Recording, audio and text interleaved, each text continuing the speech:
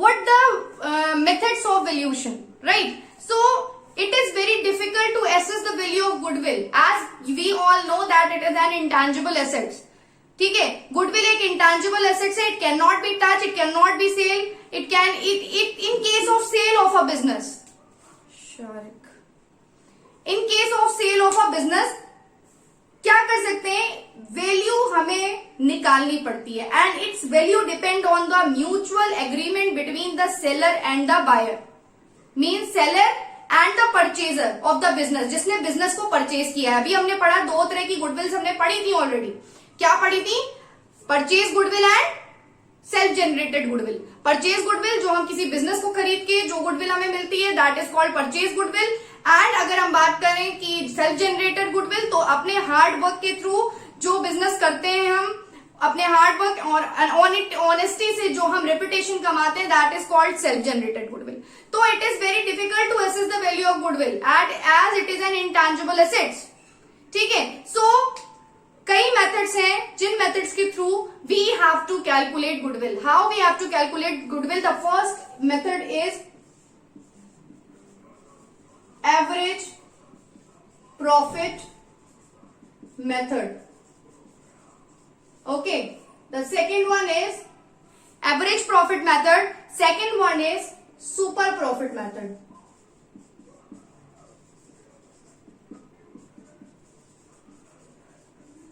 Average profit method, super profit method. Next one, the third is capitalization.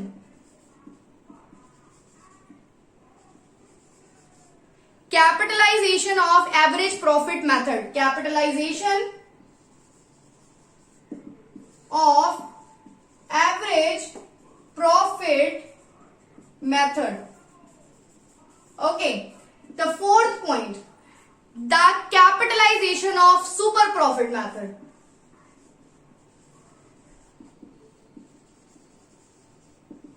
Of super profit method. ठीक है, these are the forms of valuation of goodwill. Right? First is average profit method. Second is super profit method, third is capitalization of average profit method, and fourth is capitalization of super profit method. Now how we have to, the first one is average profit method, and how we have to calculate the average profit method. So average profit method, it's a very simple, children. It's a very simple method and widely followed. This method will be widely followed of valuation of goodwill. In this method हम लोग क्या करते हैं, the goodwill is calculated on the basis of the number of past years profit. जो हमारे पिछले साल के प्रॉफिट हैं उनके एवरेज के बेसिस पे गुडविल को निकाला जाता है. जो भी हमारे पास्ट प्रॉफिट्स होते हैं, these all average of these such profits multiplied by the agreed number of years of purchase such as 2, 3 and then you'll find out the value of goodwill. अब number of years of purchase का मतलब क्या होता है कि जो goodwill एक साल में हमें मिली है वो आगे हमें कितने साल तक हमें वही गुडविल हम यूज कर सकते हैं, या आगे हमें उतनी ही गुडविल हमें मिलेगी. That is number of year of purchase. ठीक है, तो वैल्यू ऑफ गुडविल, अगर हम एवरेज प्रॉफिट मेथड की बात करें तो एवरेज प्रॉफिट मेथड में वैल्यू ऑफ गुडविल की जो निकालने का मेथड है, value of goodwill, the formula is average profit into number of year purchase. Average profit into number of years purchase. ठीक है, अब नेक्स्ट चीज क्या आती है बेटा, बहुत ध्यान से सुनिएगा कि value of goodwill and average profit into number of years of purchase. अब कभी भी क्वेश्चन में आपके ये सिंपली नहीं दिया होगा कि डायरेक्ट आपका प्रॉफिट, आपका एवरेज प्रॉफिट निकाल के रख दिया गया है और आपको गुडविल निकालनी है, नंबर सब कुछ दिया हुआ है क्वेश्चन में. नो, हो सकता है सिर्फ number of years of purchase दिया हो और प्रॉफिट दिया हो. ठीक है, तो सबसे पहले उस कंडीशन में आपको क्या करना होगा, उस कंडीशन में आपको सबसे पहले प्रॉफिट निकालना होगा.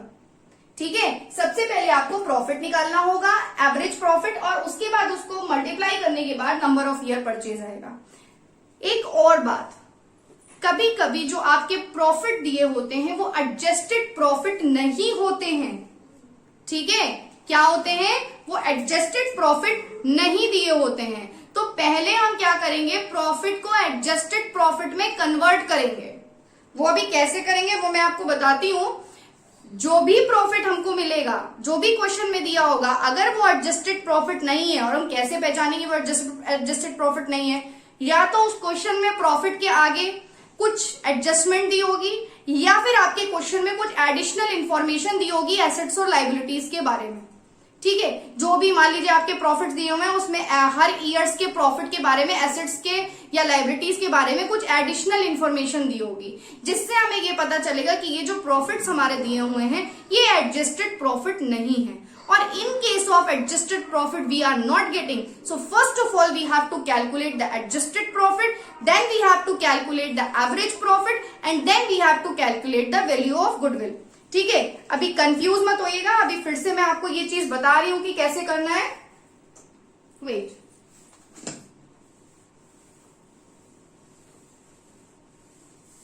वैल्यूएशन ऑफ गुडविल में अगर सबसे पहले हम बात करें तो पहला आता है हमारा एवरेज प्रॉफिट मेथड, ठीक है, एवरेज प्रॉफिट मेथड।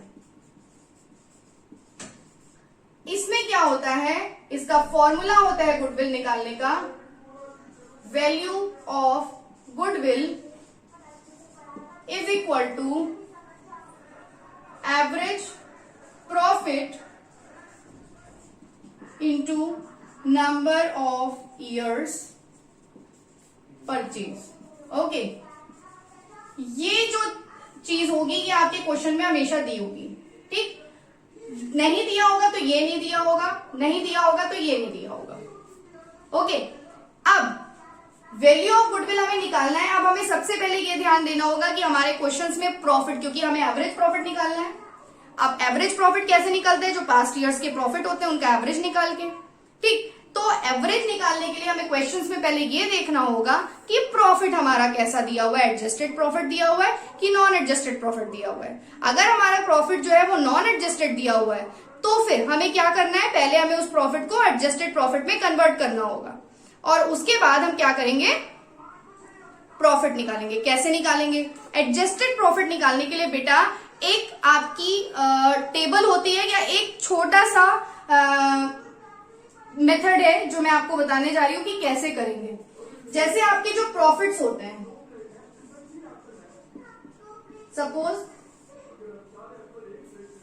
ईयर्स लिखे हुए हैं यहाँ पे, मान लो 2018, 2019, 2020, ठीक है, इसके प्रॉफिट्स आपको दिए हुए हैं। अब आपको एवरेज प्रॉफिट निकालना है, और एडिशनल में इंफॉर्मेशन में दिया हुआ है कुछ आपका वॉट एवर, कई चीजें एडिशनल में दी हुई हैं इंफॉर्मेशन, ठीक है। तो अब आप कैसे निकालोगे एडजस्टेड प्रॉफिट, सबसे पहले जो प्रॉफिट आपको ऑलरेडी दे रखा है जो नॉन एडजस्टेड है, पास्ट प्रॉफिट जो है वो यहां लिख देंगे आप, ठीक है।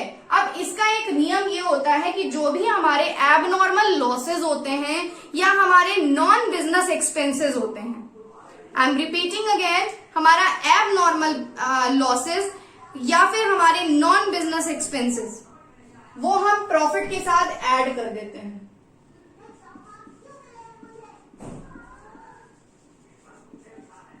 अब एबनॉर्मल लॉस क्या होते हैं, जो हमारे normal course of business operation से रिलेटेड नहीं होते हैं, जैसे लॉस बाय फायर हो गया, ठीक है। लॉस बाय फायर क्या है, ये हमारे नॉर्मल बिजनेस ऑपरेशन से रिलेटेड एक्सपेंसेस नहीं है, ये रिलेटेड लॉस नहीं है, ठीक है। तो ये क्या हो गया हमारा, ये हम प्रॉफिट में क्या करते हैं, ऐड कर देते हैं। या हमारे नॉन बिजनेस एक्सपेंसेस जो होते हैं, जो हमारे बिजनेस से रिलेटेड नहीं होते, जैसे मान लो कोई हमने एसेट सेल की, उस एसेट्स को सेल करने में, ठीक है, जो भी एक्सपेंसेस लगे, ठीक, वो क्या हो गया, हमारे नॉन बिजनेस एक्सपेंसेस हो गए।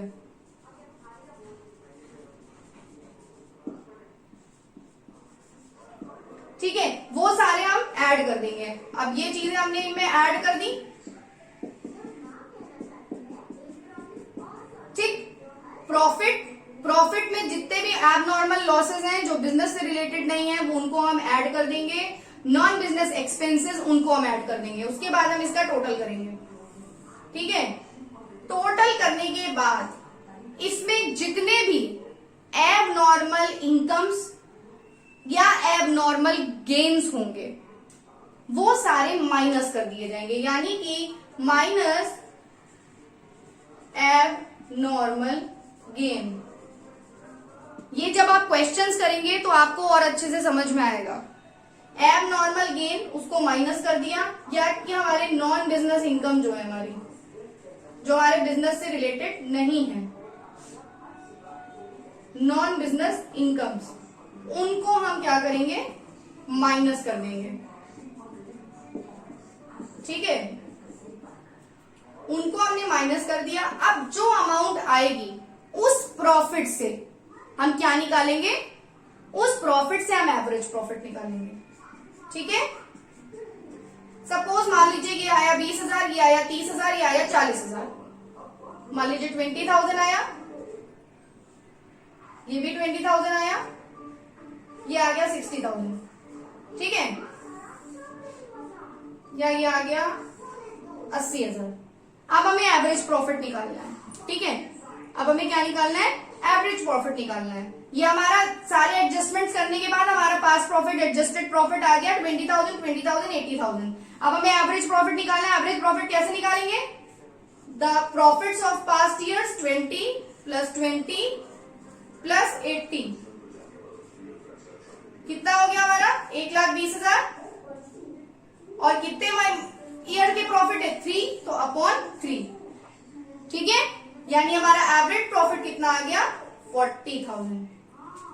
This much is clear everyone, इतना क्लियर हुआ है? yes, ma'am. इसमें किसी को कोई doubt,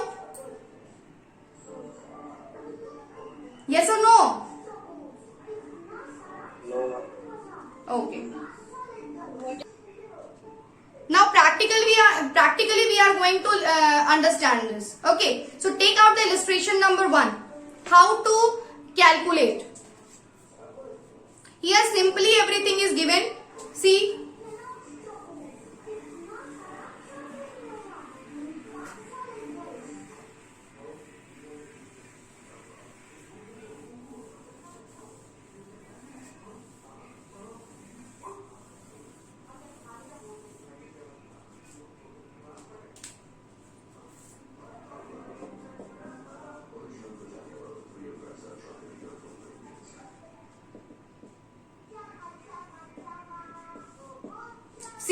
in this question calculate goodwill of the firm on the basis of 3 years of purchase। देखो जो हम लोगों ने बात की थी number of years of purchase की, ये दिया हुआ है 3 years ऑफ परचेज।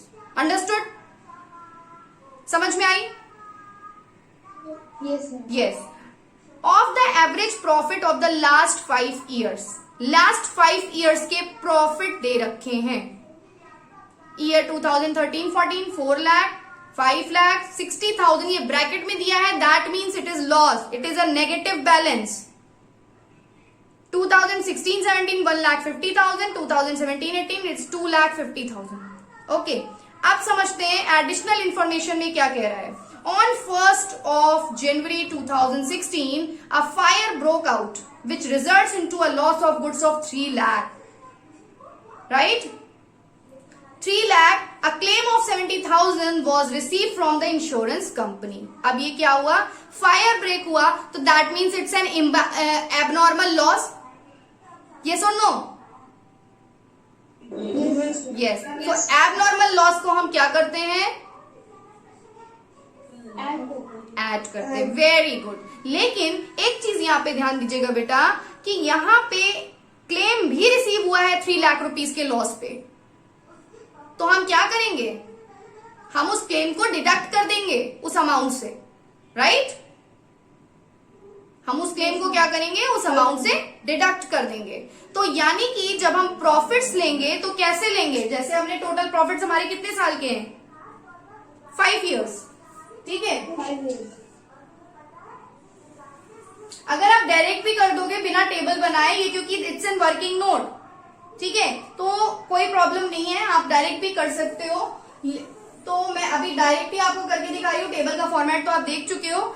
जैसे total profit of last 5 years, यहां लिखेंगे, लिखा है total profit of last 5 years.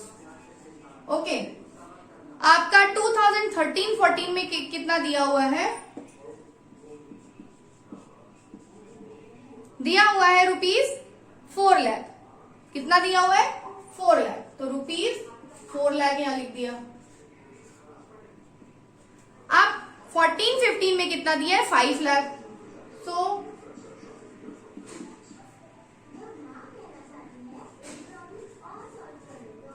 5 lakh. अब 15-16 में क्वेश्चन में कह रहा है 1 जनवरी 2016 a fire broke out which resulted into a loss of goods 3 lakh. उसमें से 670,000 हमें रिसीव हो गया है। तो हमारा एक्चुअल एबनॉर्मल नॉर्मल लॉस कितना हुआ? अफकार बताइए जरा। तो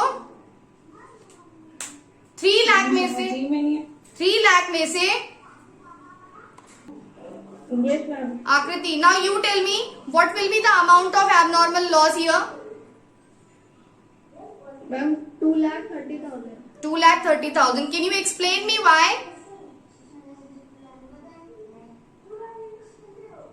Ma'am, through fire the loss is of 3 lakh and Yes.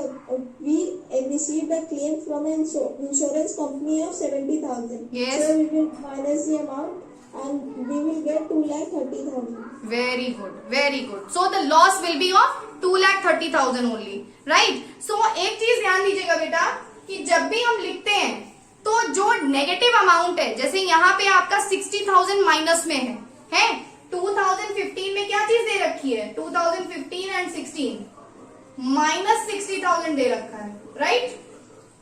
Minus 60,000 दे रखा है। प्लस हमें एबनॉर्मल लॉस क्या करना होता है? प्लस करना होता है। तो प्लस अगर हम करेंगे और कितना करेंगे? 2,30,000 प्लस 2,30,000। अब ये प्लस और माइनस बन के क्या बन जाएगा? माइनस। तो 2,30,000 में से हम 60,000 को क्या करेंगे? माइनस कर देंगे और हमारा क्या आएगा? 1,70,000। आ गई बात समझ में? क्लियर है इतना? ओके, नेक्स्ट पॉइंट 2016-17 में 1,50,000 है, उसके लिए कोई एडजस्टमेंट नहीं कह रखा है। 2016 एंड 17 कितनी अमाउंट है? 1,50,000। ठीक,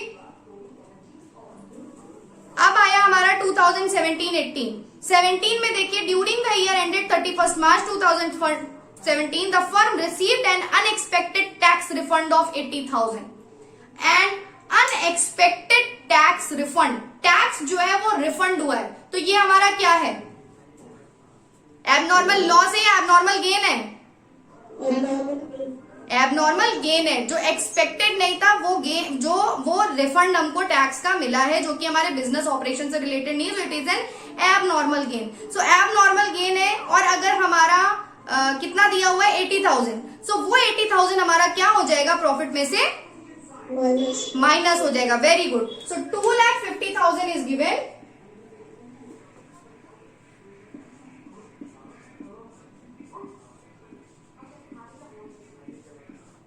माइनस कितना दिया हुआ है बेटा?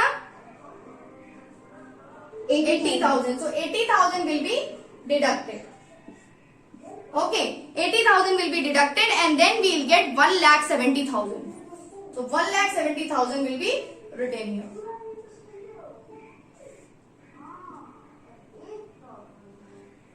इतनी चीज सबको समझ में आ गई कि कैसे यहाँ पे हमने एडजस्टेड प्रॉफिट निकाला? क्लियर है ये? Yes, ma'am. Okay, now average profit. अब हमारे पास ये प्रॉफिट आ गया, इसका टोटल हम करेंगे तो 13,90,000 आएगा। Okay, 13,90,000. Now we have to calculate the average profit. Average profit कैसे निकालेंगे? जो प्रॉफिट्स का टोटल है upon how many years? 5 upon 5। Profit upon number of years, 5 years अब इसको हम जब क्या डिवाइड करेंगे तो हमारा आएगा 2,78,000। ओके, कितना आया? 2,78,000। ये क्या आ गया हमारा? ये आ गया एवरेज प्रॉफिट। हमेशा बेटा एक चीज ध्यान रखिएगा, फॉर्मूला जरूर लिखिएगा। अभी मैंने यहाँ पे फॉर्मूला नहीं लिखा है। You have to write formula either in the illustration or the practical. It is not even it is not written in your book, but you have to write in your test or in your examination. Why so? क्योंकि कभी कभी क्या होता है बेटा, जब आपका question गलत हो जाता है इन केस, ठीक है, तो अगर क्वेश्चन गलत है और आपने फॉर्मूला भी सही लिखा है तो आधा नंबर आपको मिल जाता है, ठीक है। और अगर फॉर्मूला ही नहीं लिखा है तो पूरे नंबर गए अगर गलत है क्वेश्चन तो, ठीक है। तो it is very necessary to write the formula, right. अब हमारा ये एवरेज प्रॉफिट आ गया है। अब नेक्स्ट हमारा हमें क्या निकालना है? We have to calculate the goodwill. So goodwill we have to calculate. So goodwill is equal to average profit into number of years purchased. Very good, average profit into number of years purchase. Okay, average profit हमारा कितना आया? 2,78,000। So 2,78,000 आ गया into number of years purchase. How many number of year purchase is given in your question?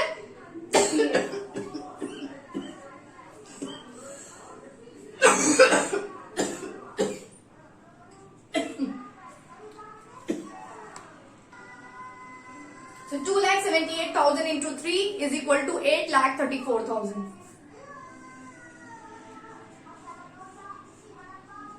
ठीक है, 8,34,000. So this is the value of goodwill. That will become in rupees.